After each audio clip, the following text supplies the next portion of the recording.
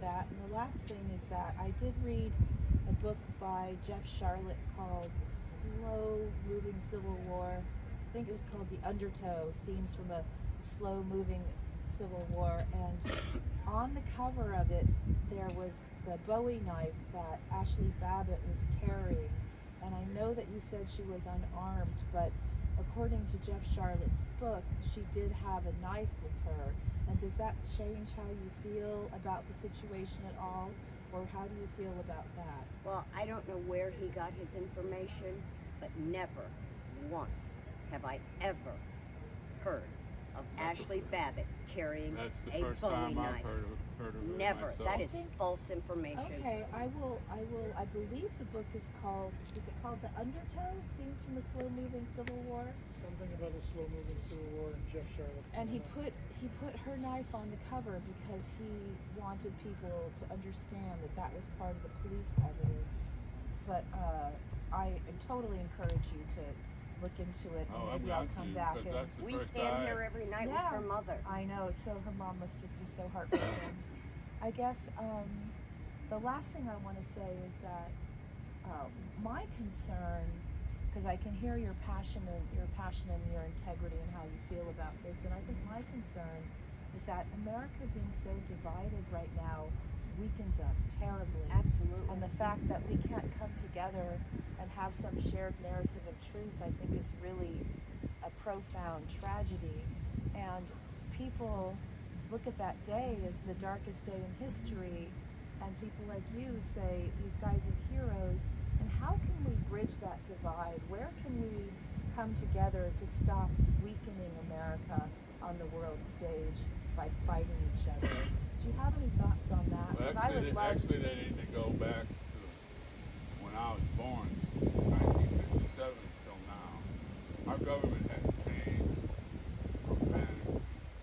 It's not the same government that guys that are buried in there.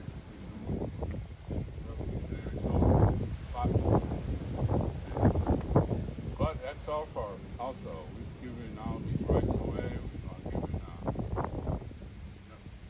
Government can just come in your house nowadays. They can use different laws that Congress has passed, and we let them have to be there. Okay. And what do you think? What do you think would be the best way to unite us so we're no longer not able to come up with a shared truth? Well, conversations need to happen. Yeah. And so often, we've encountered so many different people here on this corner in 678 days, and I can honestly say I've had one conversation with an opposing view. I don't feel that Democrats or liberals are willing to have those deep conversations, and even if you're not willing to have those conversations, all we ask is that get away from the mainstream media's narrative. Start thinking for yourself. Start reading articles and seeing live streams of people that aren't mainstream media, and start having those conversations. Okay, well that sounds really positive. And do you have any recommendations on what media you consume that you think would be helpful for people to understand where you're coming from? I just go through YouTube and stuff like that, see things that I like. Well, it's a mixture of a lot of different news. I know they don't have, I don't know if you consider it mainstream, excuse me.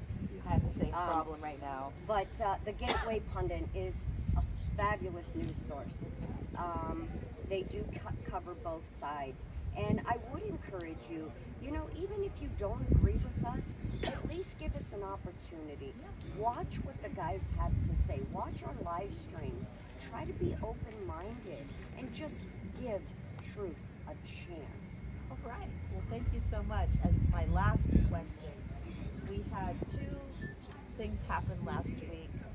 Steve Bannon going to jail for contempt of Congress, and Donald Trump getting 34 convictions. Lightning round. How do you guys feel about that? Actually, he has not been convicted yet.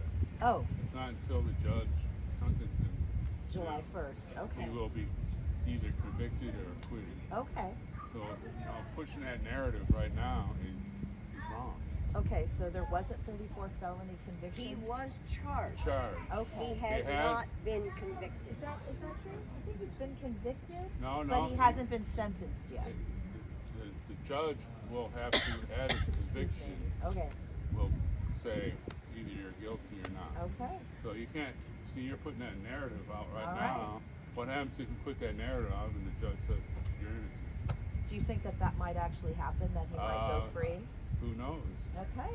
I honestly think because of what has happened with the jury, there has been leaks Yeah.